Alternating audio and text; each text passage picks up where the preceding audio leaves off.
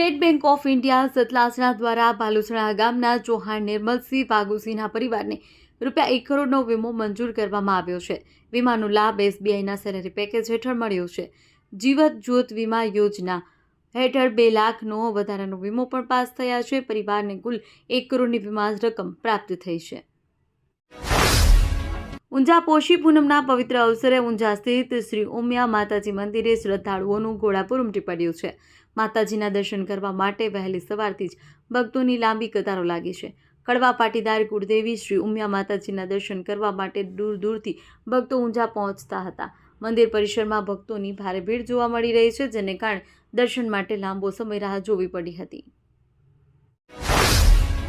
આદ્યશક્તિ મા અંબાના પ્રાગટ્ય પર્વ એટલે કે પોષી પૂનમના અવસરે આજે યાત્રાધામ અંબાજી ભક્તિના રંગે રંગાયું હતું।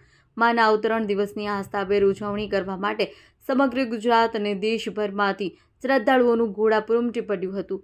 ગબ્બરની જ્યોતથી માંડીને નગરચર્યા સુધીના દરેક પ્રસંગોએ અંબાજીમાં એક દિવ્ય અને અલૌકિક વાતાવરણ સર્જ્યું હતું।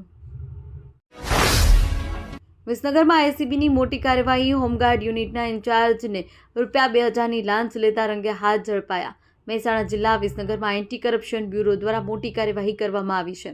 વિસનગર તાલુકા સેવા સદન ખાતે હોમગાર્ડ યુનિટના ઇન્ચાર્જ ₹2000ની લાંચ લેતા રંગે હાથ ઝડપી લેવામાં આવ્યા છે। માહિતી મુજબ હોમગાર્ડ કર્મચારીની બદલીના કાગળો આપવાના બદલામાં ઇન્ચાર્જ દ્વારા લાંચની માંગ કરવામાં આવી। લાંચ માંગણી અંગે ફરિયાદ મળતા ગાંધીનગર એકમની એસીબી દ્વારા છટકું ગોઠવવામાં આવ્યું। યોજનાબદ્ધ રીતે કરવામાં આવેલી કાર્યવાહી દરમિયાન આરોપીને લાંચની રકમ સ્વીકારતા સમયે ઝડપી લેવામાં આવ્યા હતા। એસીબીની આ કાર્યવાહીથી સરકારી વિભાગોમાં હડકંપ મચી ગયો છે। હાલ આરોપી સામે આગળની કાયદેસરની કાર્યવાહી હાથ ધરી છે।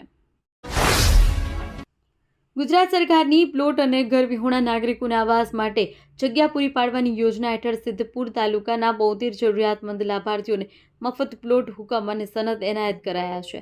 ધારાસભ્ય બલવંતસિંહ રાજપૂતની ઉપસ્થિતિમાં યોજાયેલા કાર્યક્રમનો મુખ્ય ઉદ્દેશ્ય છેવાડાના પરિવારોને રહેઠાણનો હક આપી તેમના જીવન ધોરણમાં સુધારો લાવવાનો છે।